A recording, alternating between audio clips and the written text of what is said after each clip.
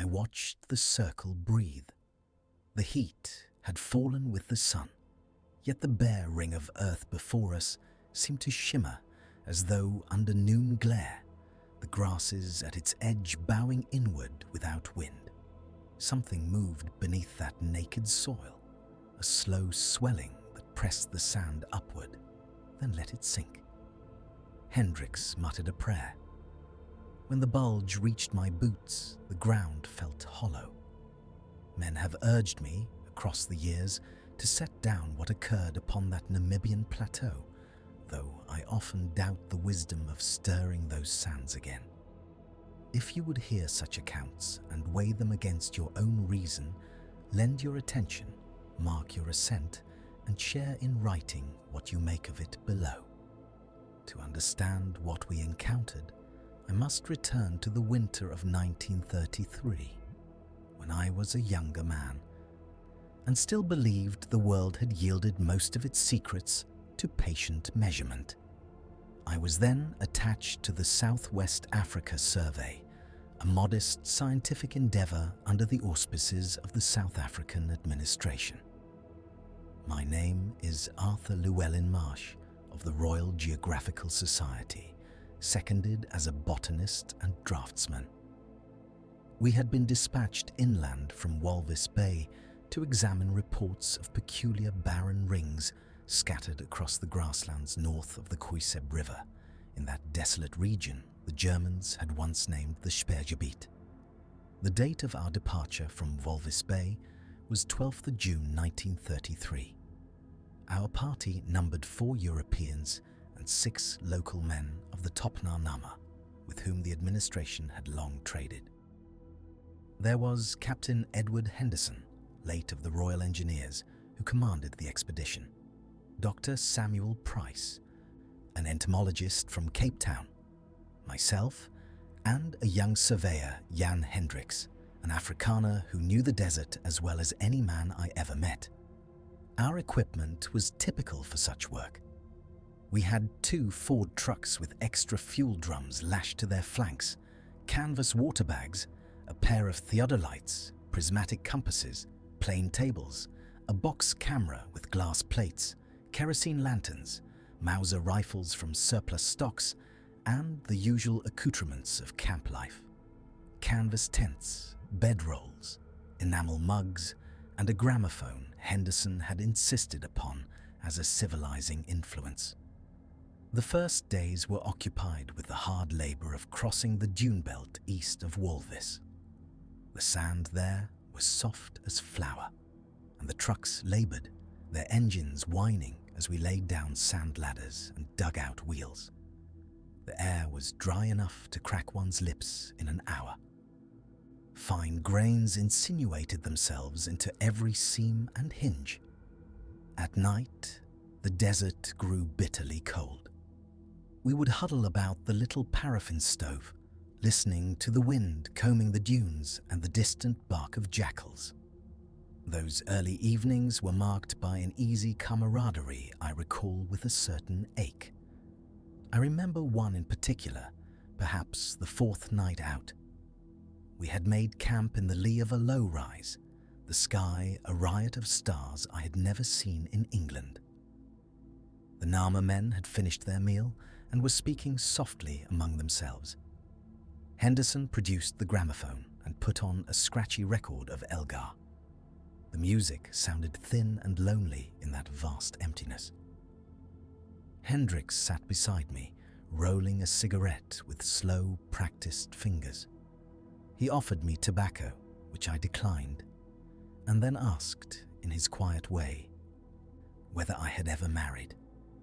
I told him of a girl in Sussex and of how the war had intervened, and how we had drifted apart afterward, each taking a different path. He listened more than he spoke, nodding, his pale eyes reflecting the firelight. "My father farmed near Rehoboth," he said at length. "He used to say the land does not care for our plans. It gives or it takes, and it does not explain itself. When I was a boy, I thought I would leave this place forever. Yet here I am, always back in the sand. He smiled then, a brief writhing. "And after this," I asked, "what will you do when we have mapped every last patch of bare soil?"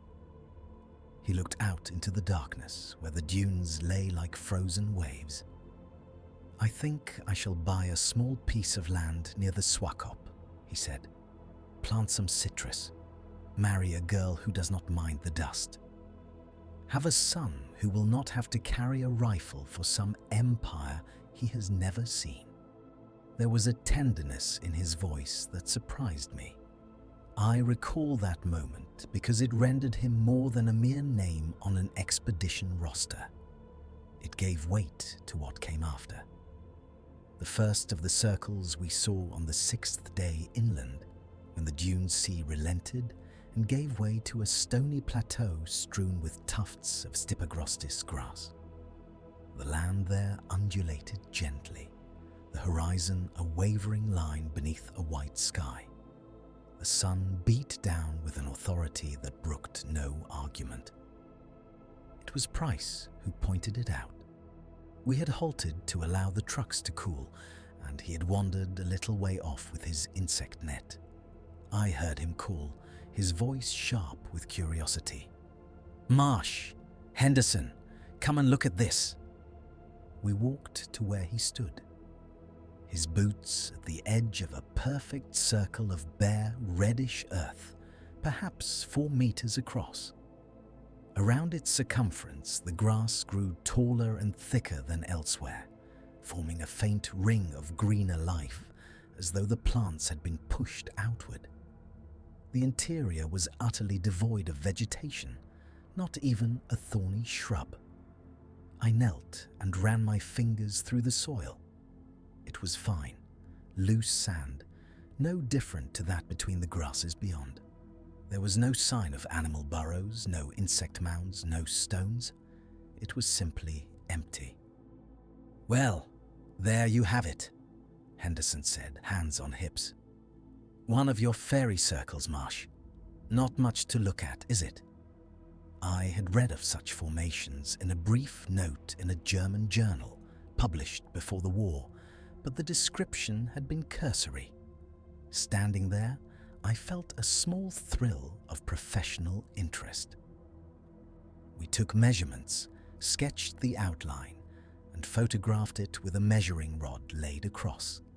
The Nama men watched from a distance, their expressions unreadable. When I beckoned to one of them, a man named Geiss, and asked through our interpreter whether they had a name for such places, he hesitated. "They are old," he said finally. "Older than our fathers. The circles belong to the little ones beneath." "The little ones?" I asked. He shrugged and would say no more. Henderson dismissed it with a snort. "Termites, more likely," he said as we walked back to the trucks. "Some colonial superstition dressed up as folklore. You will find your explanation in the soil, Marsh, not in fairy tales." At that stage, I agreed. The desert is harsh, and life there must compete fiercely for water and nutrients. It seemed reasonable that some subterranean agent, be it insect or plant, had created this pattern. We marked the location on our maps and continued. Over the next days, we encountered more circles, scattered across the plateau like the pockmarks of some ancient disease. Some were small, no wider than a man is tall. Others spanned 10 meters or more.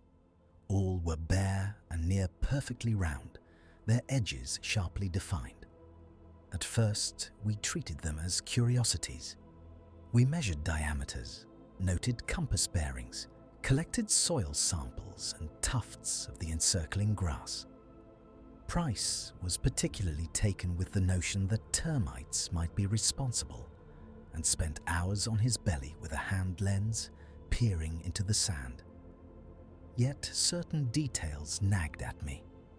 The circles did not cluster near obvious watercourses, as one might expect of phenomena driven by moisture.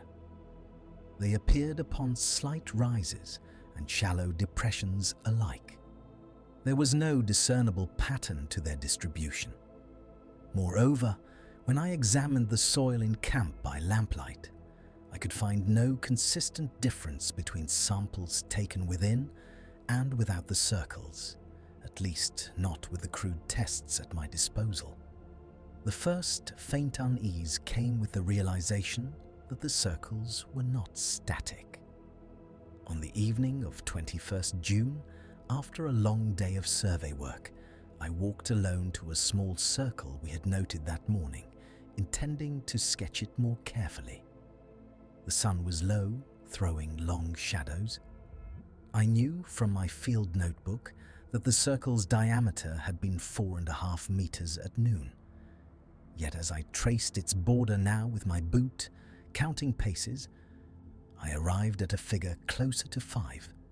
I checked and rechecked, measuring with a tape this time, and found that the bare area had indeed increased by some 20 centimeters on all sides.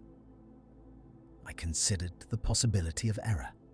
Perhaps I had measured carelessly earlier or misread my notes. Still, the thought that the circle might be expanding, however slowly, lodged itself in my mind. That night, the wind fell away entirely. The silence was profound, broken only by the occasional creak of the trucks cooling and the soft murmur of the Nama men in their own tongue.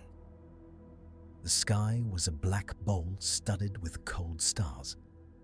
I woke some hours before dawn, my throat dry, and stepped from my tent to drink. The air was so still that my breath seemed loud. As I raised the canteen, I heard, very faintly, a sound unlike any I had heard in the desert before.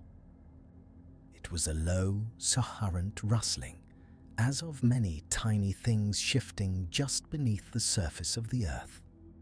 Not the skitter of a lizard, nor the scratching of a burrowing rodent, but a collective movement, soft and steady, like the turning of dry pages far away. I stood, canteen forgotten, and listened. The sound seemed to come from all around, yet from nowhere in particular. It persisted for perhaps half a minute, then faded. When it had gone, the silence felt heavier. In the morning, I mentioned it to Hendricks as we shared coffee by the fire. "Probably the wind," he said, though the air had been still. "Or beetles. There are many that move at night." He said it in a reassuring tone, yet I saw the way his eyes slid toward the nearest circle, visible as a pale ring among the grasses. As the days passed, we moved deeper inland, following an old German track toward the Brandberg Massif, whose blue bulk loomed faintly on the eastern horizon. The circles became more numerous. From a low hill one afternoon, I counted at least 50 within sight, scattered like coins upon a greenish cloth. The Nama men grew increasingly reluctant to pitch camp near them. On the evening of the 24th of June, when Henderson ordered the tents set within a cluster of perhaps a dozen circles for convenience, Geiss and 2 others exchanged troubled glances. Through the interpreter, Geiss said quietly, "We do not sleep among them. The little ones do not like it."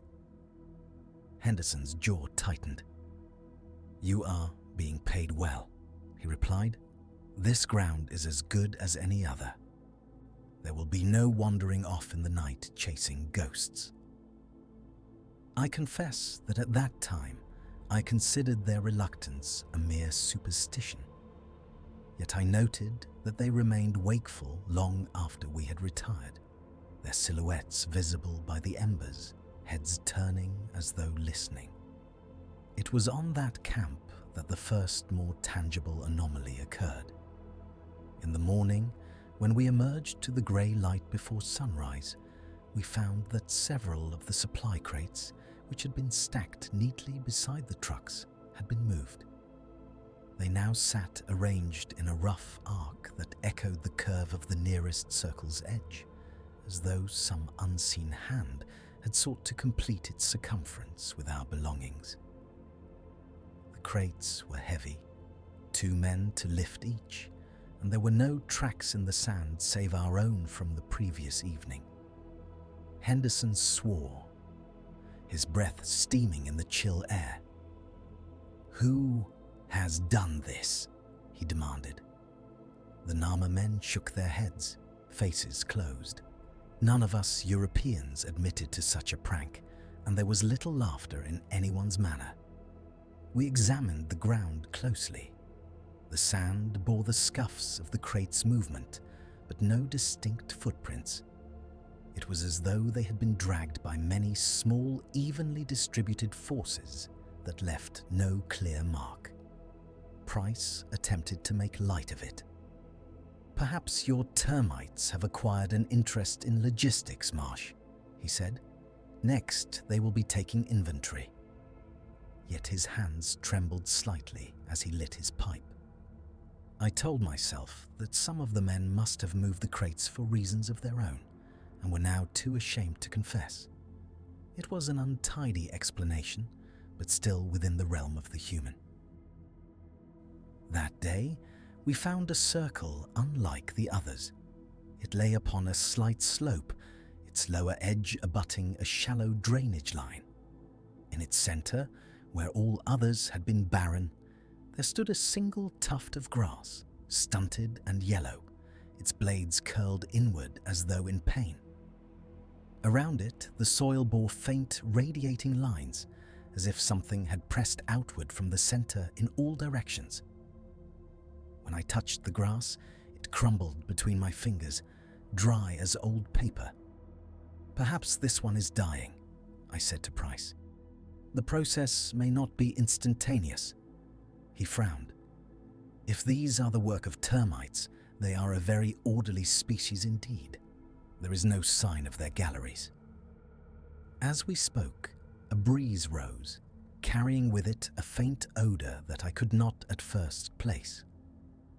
It was not the usual dry mineral scent of the desert, nor the sharp tang of dung. It was something sour and stale, with a hint of musk, as though a damp cellar had been opened far below. It passed quickly, leaving only the thin, clean air. I found myself breathing shallowly for some minutes afterward. That night, the wind returned in earnest, moaning across the plateau, rattling the tent canvas. The sound masked any subtler noises, and I slept fitfully, my dreams full of circles that opened like mouths beneath my feet. 2 days later, we experienced the event that, in retrospect, marked the point at which my rational explanations began to fray. We had established a temporary base near a shallow pan, from which a meagre supply of brackish water could be drawn. The circles were thick about us there, some overlapping, so that their bare interiors formed irregular shapes like petals. We spent the day taking more precise measurements, attempting to determine whether there was any underlying geometric pattern to their arrangement. Around mid-afternoon, as we were engaged in this work, the air took on a strange stillness. The wind, which had been a steady presence for hours, dropped away in the space of a minute. The grasses ceased their swaying. Even the flies seemed to hang motionless. I recalled straightening from my plane table, pencil in hand, to look about in mild surprise. The sky had not changed. It remained a hard, pitiless blue. Yet my ears felt clogged, as though I had dived into deep water. A faint pressure built in my sinuses. It was then that the micro-shock occurred, the moment that cleaved the expedition's narrative in two. Without warning, the theodolite that Price had set up upon its tripod near the largest circle toppled. There was no gust of wind, no one near it. One moment it stood, brass and glass gleaming. The next, it pitched forward as though struck, its legs splaying, the instrument crashing into the sand with a sickening crunch. At the same instant, all the grasses at the margins of the surrounding circles bowed inward toward their centers in a single, coordinated motion, like worshippers prostrating themselves. The movement was subtle, yet unmistakable, a rippling inclination that lasted perhaps 2 seconds and then ceased. We all saw it. For a heartbeat, there was utter silence. Then the normal sounds of the desert returned, the whisper of a renewed breeze, the distant call of a bird. "What in God's name was that?" Henderson said, his voice flat. Hendricks crossed himself reflexively. Price hurried to the fallen theodolite, cursing under his breath as he examined the damage. Its main telescope was cracked, a spiderweb of fractures radiating from a central point. "It did not simply fall," he said after a moment. "Something pushed it." "Do not talk nonsense," Henderson snapped. "It was poorly balanced, a flaw in the tripod. That is all." Yet there had been no flaw earlier, and I had seen the grasses bend. In my notebook that evening, I wrote in a cramped hand, "Collective movement, root system responding to subterranean wave, need further observation."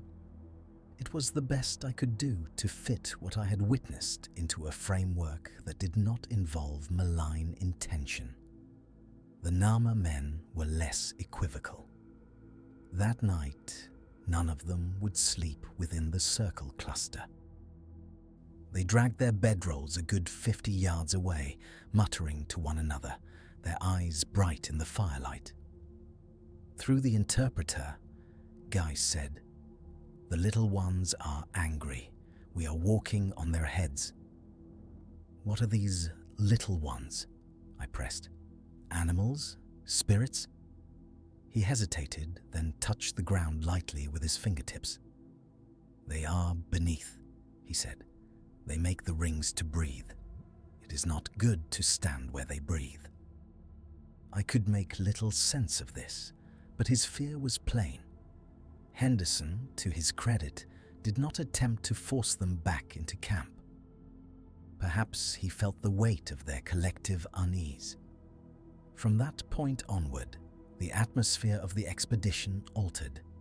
The easy banter faded. We spoke more softly and seldom of the circles except in the most clinical terms. Each new ring we encountered felt less like a puzzle and more like a sign of some pervasive presence we did not comprehend. More evidence accrued. We began to find, at the centers of certain larger circles, faint depressions in the soil, as though something heavy had rested there and then sunk away. These were shallow, no more than a few inches, yet they were always perfectly central, as if drawn with a compass. On the night of 28th of June, I woke again to that peculiar subterranean rustling, louder this time. It seemed to flow beneath the camp like a slow tide, moving from one circle cluster toward another. The hairs upon my arms rose. The air felt colder, though the thermometer in my tent showed no marked change. I lay still, counting my breaths, listening as the sound swelled and ebbed. Once, for a brief moment, it halted directly beneath my head, so that I fancied I could feel a faint vibration in the ground through my blanket. Then it moved on. In the morning, when I ventured to the nearest circle, I found a new pattern upon its surface. The sand bore a multitude of tiny parallel ridges, no more than a quarter of an inch apart, radiating from the center toward the rim. When I brushed them with my hand, they disintegrated at once, as though they had been formed by something passing just beneath and disturbing the grains from below. Price, when I showed him, grew uncharacteristically quiet. "These are not the workings of termites," he said. "At least, not of any species known to me." "What, then?" I asked. He did not answer. The land itself seemed to conspire in our growing unease. A strange haze appeared on certain afternoons. a faint shimmering that hung low over the circle fields, distorting the view as though one looked through heated air, though the temperature was no higher than usual. Within this haze, sounds seemed muffled. When one stepped out of it, the world resumed its ordinary clarity. Once, crossing such a field, I became aware that my own footsteps made no noise, though I could feel the impact through my boots. The silence was so complete that I could hear my own heartbeat. When I reached the far edge and stepped beyond the last circle, the crunch of gravel underfoot returned abruptly, startling me. By then, even Henderson had ceased to speak of termites. His face grew more drawn each day, the lines at his mouth deepening. He smoked constantly, the ash trembling at the end of his cigarette. "We shall complete the survey of this sector, and then withdraw," he said one evening, staring into the flames. "There is no need to linger longer than necessary. We have sufficient data for a preliminary report." No one argued. The peak of our encounter came on the night of 30th of June, under a moon 3/4 full. We had camped upon a slight rise surrounded by circles of varying size, their pale interiors gleaming faintly in the moonlight like shallow bowls. The air was unusually warm for the hour, with a faint, oppressive stillness that reminded me of summer thunderstorms in England, though no cloud marred the sky. We had retired early, exhausted. The gramophone remained silent. Sometime after midnight, I woke, not from any dream that I recall, but with the distinct impression that I was being watched. The camp lay in a wash of silvery light. The tent canvas glowed faintly. I could hear the soft breathing of the others nearby, the occasional snort of the tethered mules. Beyond that, nothing. Then, from the direction of the nearest large circle, there came a sound that I can describe only as a drawn-out, sighing exhalation, as if some vast lung beneath the earth had released its breath. The air in the tent stirred, a gentle inward draft that carried with it that same sour, cellar-like odor I had noticed before, now much stronger. My eyes watered, my skin prickled. There was a sensation of pressure upon my ears, as though the air had thickened. I rose, heart pounding, and stepped outside, pulling my coat about me. The moon hung low, casting long shadows. The circles lay like dark pools. Hendricks was already up, standing near his tent. Rifle in hand, his gaze fixed upon the largest circle, some 20 yards away. His face was pale in the moonlight. "Do you hear it?" he whispered. I listened. At first, nothing. Then, faintly, from beneath the ground, a slow, rhythmic thudding, as of something heavy shifting in the depths. Between each thud, there was a pause, during which the earth seemed to hold its breath. The grasses at the circle's edge began to tremble, though no wind stirred the others nearby. They bent inward, bowing toward the bare center, then straightened, then bowed again, in time with the subterranean pulses. One by one, the others emerged from their tents. Henderson, hatless, his hair disordered. Price, clutching a lantern he had not yet lit. The Nama men, wide-eyed, murmuring prayers. We formed a loose crescent facing the circle, as though spectators at some obscene performance. The thudding grew louder. The ground beneath our boots vibrated faintly. From the circle's center, the sand began to rise, swelling upward in a smooth, dome-like bulge, as though something pressed from below. It rose perhaps a foot, then subsided, then rose again, each movement accompanied by that sighing exhalation. The air temperature dropped perceptibly. My breath smoked. A film of moisture formed on my upper lip, though the desert is ordinarily so dry that sweat evaporates at once. The odor intensified, a mingling of damp stone, old dust, and a faint animal musk that I can only liken to a reptile house. "Back," Henderson said hoarsely. "Everyone back." We obeyed, retreating several paces, yet unable to tear our eyes from the circle. The bulging grew more pronounced. With each swell, fine cracks appeared in the sand's surface, radiating outward, only to close again as it sank. The grasses at the rim now bent so low that their tips touched the bare soil as if in prostration.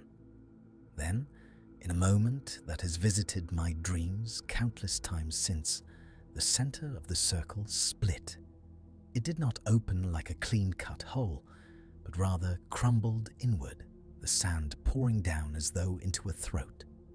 The depression widened rapidly, forming a shallow pit perhaps 2 meters across.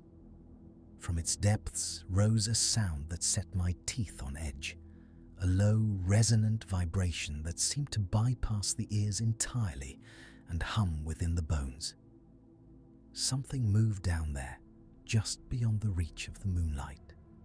Not a single discrete object, but a shifting mass, pale and glistening, like the coils of some enormous, sightless creature, or the roots of a great tree writhed into sudden life.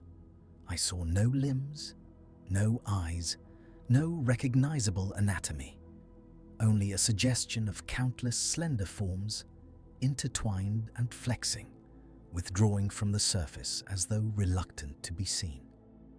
As they moved, the surrounding sand flowed after them, pouring down to fill the space.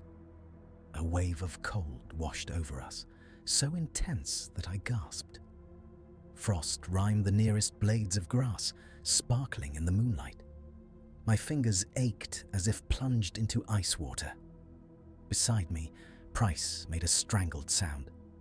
"Dear God," he whispered, "it is alive." The pit began to close as the sand collapsed inward. The movement below grew more distant, receding. The resonant hum diminished. In that moment, some irrational part of me wanted to run forward, to thrust my hands into the sand and seize whatever lay beneath, to drag it into full view and force the world to accommodate it. Instead, I stood rooted, every instinct screaming that to approach would be to invite annihilation. Henderson, to his credit, acted. He raised his rifle and fired 3 shots in rapid succession into the center of the collapsing pit. The muzzle flashes seared my night vision. The reports cracked across the plateau. For an instant after the last shot, there was a silence so absolute that I fancied the stars themselves had paused in their courses. Then the ground shuddered, a brief, violent tremor that made us stagger. A final exhalation burst from the pit, stronger than before, carrying a blast of frigid air that burned the lungs. The grasses at the circle's edge snapped upright, rigid. The sand subsided, flowing back to its former level, erasing all sign of the opening. Within seconds, the circle's surface was once more smooth and featureless, save for 3 small dark depressions where the bullets had struck. The subterranean sounds ceased. The odor lingered a while, then faded. The air slowly warmed, though not to its previous comfort. No one spoke for some time. We stood, shivering, staring at the innocuous patch of bare earth that had, moments before, been a mouth. At length, Henderson lowered his rifle. "We break camp at first light," he said, his voice low but firm. "We have seen enough." No one argued. The immediate aftermath was marked by a kind of stunned quiet. We moved through the motions of striking camp with a mechanical efficiency, each man lost in his own thoughts. The usual morning chatter was absent.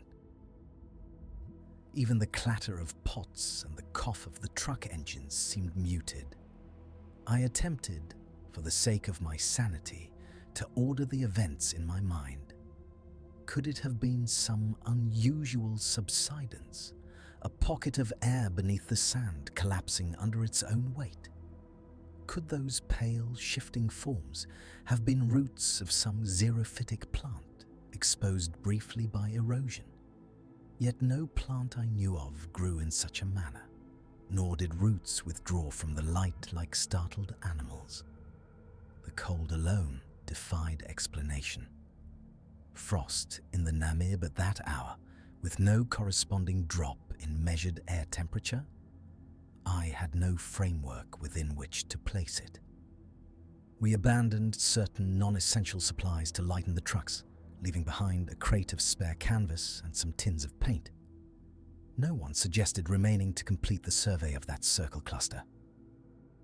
The desire to remove ourselves from that place was palpable, like an itch beneath the skin. As we drove away, I looked back once. The circles lay serene in the morning sun, their bare interiors glowing faintly. From a distance, they were almost beautiful, an orderly pattern upon the land. There was no sign of the disturbance of the night before. The return journey was more arduous than our approach, though the terrain had not changed. Fatigue weighed upon us. Sleep, when it came, was shallow and filled with vague terrors. Small setbacks loomed large. On the second day, one of the mules refused to move when we attempted to lead it across a field of smaller circles.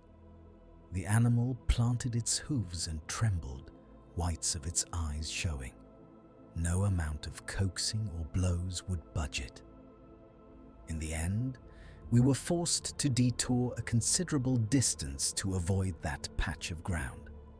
On another occasion, as we skirted a particularly dense cluster, the compass needle in my hand swung erratically, spinning in slow circles before settling in a direction that I knew, from the sun's position, to be false. Only when we had put several hundred yards between ourselves and the circles did it resume its proper alignment. The Nama men spoke little. When they did, it was in low tones, their words carrying an undercurrent of dread. One evening, as we made camp far from any visible circles, I caught a fragment of their conversation through the interpreter. "They do not like to be seen," Geiss said. "They will remember us." After that, I avoided asking further questions. Hendricks grew increasingly withdrawn. The easy humor I had glimpsed in him at the fire that early night was gone. He stared often at the horizon, jaw clenched, fingers working at the strap of his rifle.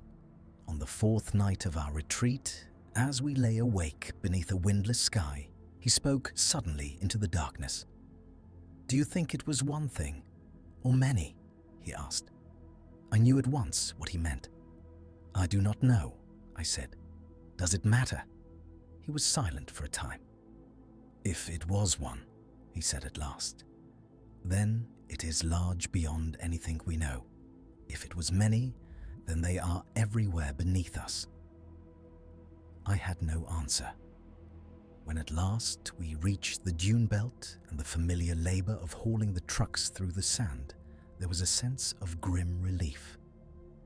The visible hardship of the dunes was preferable to the invisible oppression of the circles. We arrived back at Walvis Bay on 9th of July, a ragged, sunburnt party. The little settlement, with its whitewashed buildings and creaking jetty, seemed almost absurdly solid after the mutable desert. The smell of the sea, salt and rot and tar, washed some of the dust from my spirit, though not all. Our reception was perfunctory. The local administrator, a stout man named Van der Merwe, listened to Henderson's brief oral report with the impatience of one whose mind is already upon other matters. He noted our successful return, the general outline of our route, and the fact that we had indeed located and recorded numerous examples of the so-called fairy circles. When Henderson, in a cautious way, alluded to unusual subterranean activity and anomalous temperature fluctuations, Van der Merwe's expression tightened. "We are not in the business of publishing ghost stories, Captain," he said. "The ministry expects soil analyses, rainfall estimates, grazing capacity. The farmers wish to know whether these circles will affect their cattle, not whether they are haunted." Henderson's jaw worked. "Nevertheless," he said, "what we observed was beyond the ordinary. It would be a dereliction of duty not to mention it." "Mention it by all means," Van der Merwe replied, "but do so in terms that will not invite ridicule. You know how the newspapers are. They will seize upon any hint of the supernatural and make us all look like fools." There it was, the tension between official account and private truth laid bare. In the days that followed, as we cleaned equipment and prepared specimens for shipment, Henderson and I worked together on the formal report. We described the circle's dimensions, their distribution, the apparent correlation with certain soil types. We appended my sketches and Price's notes on the absence of obvious insect activity. We mentioned, in a brief, deliberately dry paragraph, that, on one occasion, nocturnal subsidence was observed within a circle, accompanied by a transient drop in ambient temperature and the perception of subterranean movement, the cause of which remains undetermined. There was no mention of pale, shifting masses, of exhalations, of grasses bowing like supplicants. No hint of the visceral fear that had gripped us. In a separate, private notebook, which I kept in my trunk and showed to no one, I recorded the events in full, as I have recounted them here. It felt at the time like an act of quiet rebellion, a refusal to allow the experience to be tidied away by bureaucratic language. The official report, submitted to the administration in Windhoek and later forwarded to scientific bodies in Cape Town and London, was received with polite interest. A short notice appeared in the Journal of the South African Biological Society, summarizing our findings and speculating that the circles might be the result of vegetation self-organization in response to limited moisture, or perhaps the workings of as yet undescribed termite colonies. No one wrote to ask about the anomalous nocturnal subsidence. That single cautious sentence drew no comment. It lay there, inert, like a small stone in a long, dry streambed. Life, outwardly, resumed its course. I returned to Cape Town, then to England. Years passed. I worked on other surveys in other lands.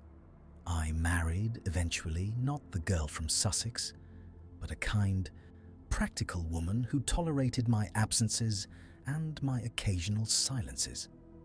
Yet the Namib never entirely released me. It lingered at the edges of my thoughts, a vast, sun-bleached presence beneath which something moved.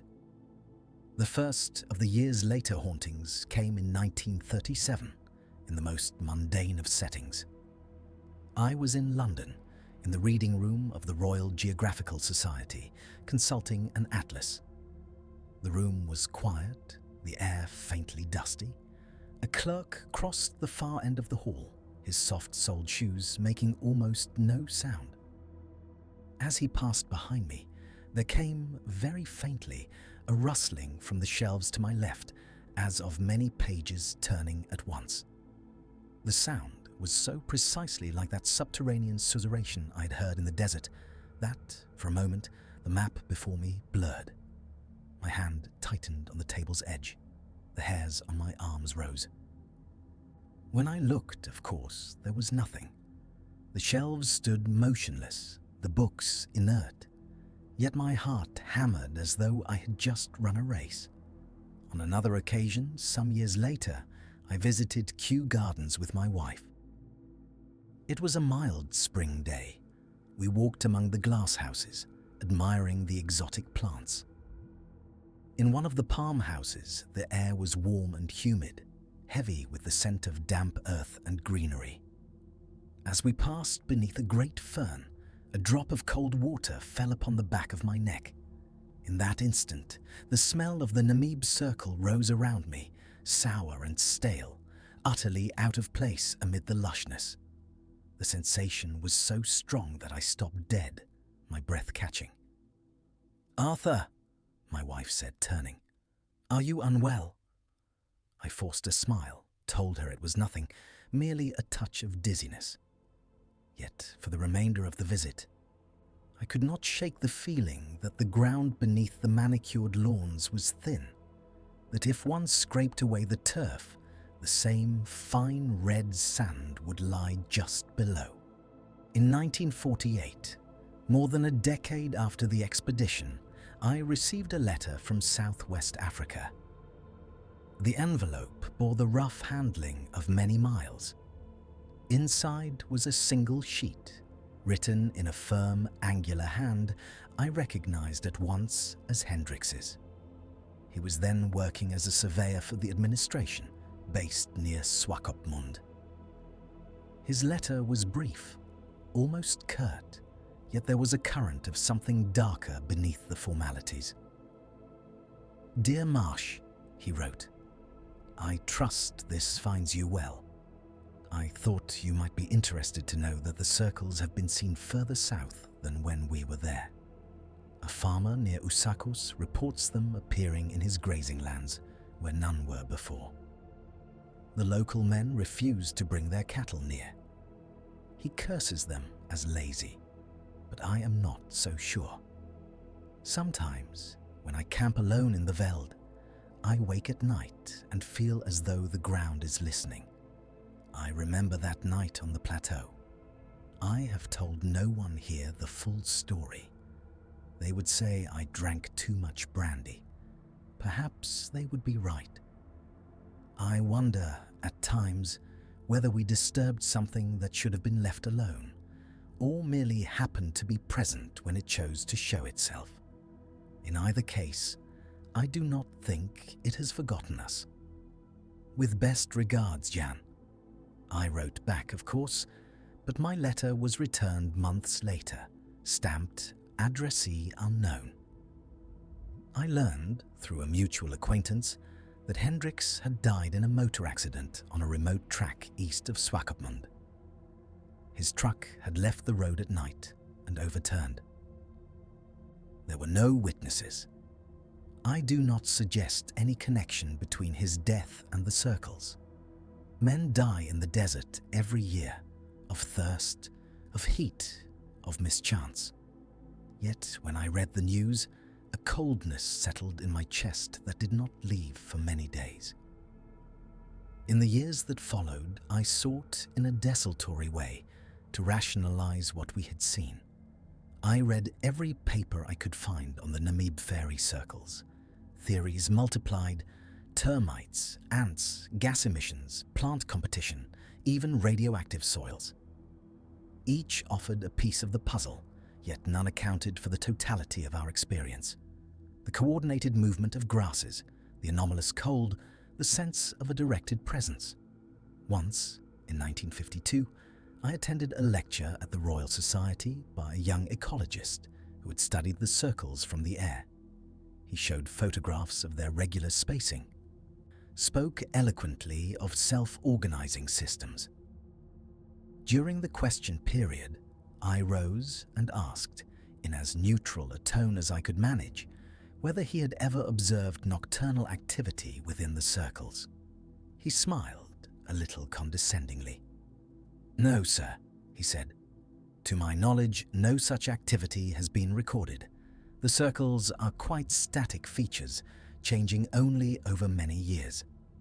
I sat down, my heart beating faster than the mild exchange warranted. I considered, for a moment, standing again and recounting our experience. Yet I saw, in the faces around me, the polite skepticism of educated men, the readiness to dismiss what did not fit the prevailing models. I remained silent. I have told the full story only a handful of times, and always in private, to individuals I thought might understand that the world is not as tidy as we like to pretend. Some listened with a kind of fascinated horror. Others shook their heads, smiling, and suggested that fatigue and the strange light of the desert had played tricks upon us. Perhaps they are right. Memory is not a fixed record. It is a thing that shifts and settles, like sand in a glass. Yet there are details that remain as sharp as the day they were cut. The feel of the cold air upon my face, the smell rising from the opened circle, the sight of those pale, intertwined forms withdrawing from the moonlight. As I grow older, I find that I am less concerned with convincing others and more with making a kind of peace with my own ignorance. There are questions for which I no longer expect an answer in this life. What were the little ones beneath of whom? Gaze spoke. Some vast colonial organism spread across miles of desert, surfacing only occasionally to breathe. A network of roots or fungal threads behaving in ways beyond our current understanding. Or something older, something that was already there when the first grains of sand were laid down by ancient seas. Did our presence that night prompt it to surface? Or did we merely happen to witness a cycle that has played out, unseen, for millennia? If the circles are its lungs, as the Nama believe, then each bare ring is a sign that the earth itself is not inert but alive in ways we cannot easily apprehend. I no longer seek to force the phenomenon into the straitjacket of a single explanation. The world is large enough to contain more than one truth at a time. The circles may indeed involve termites and plants and water, as the papers insist. They may also be, in some deeper sense, the visible trace of an invisible life. What haunts me most is not the sight itself, terrible though it was, but the realization of how thin the crust is upon which we live. A few inches of sand, a skin of soil, beneath which lie depths we seldom consider. We build our houses, plant our crops, wage our wars, all upon a surface that might, in certain places, be no more than a scab upon something that stirs when it chooses. In quiet moments, when the house is still and the clock has ceased to intrude upon my awareness, I find my thoughts returning to that Namibian plateau. I see again the moonlight upon the bare earth, the grasses bowing like worshippers, the sand rising and falling as though in breath. Even now, all these years later, there are nights when I wake for no apparent reason, my heart beating a little faster than it should. I lie there in the darkness, listening to the muffled sounds of the sleeping street beyond my window. For a moment, the mattress beneath me feels less like a solid object and more like a thin raft upon a vast, unseen current. On such nights, if the room is very still, I sometimes fancy that I hear, far below the foundations, a soft, collective rustling, as of many small things shifting in the deep earth, turning in their long sleep. Then I remember the circles scattered across the Namib, and I wonder how many others lie upon this old planet, in deserts and forests and beneath the sea. Quiet apertures through which something patient and ancient draws its slow breath, indifferent to our maps and our names.